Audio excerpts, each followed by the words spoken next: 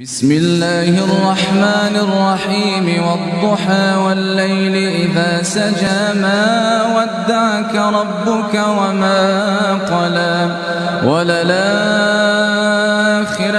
خير لك من الأولى ولسوف يعطيك ربك فترضى ألم يجدك يتيما وجدك ضالا فهدى ووجدك عائلا فأغنى فأما اليتيم فلا تقهر وأما السائل فلا تنهر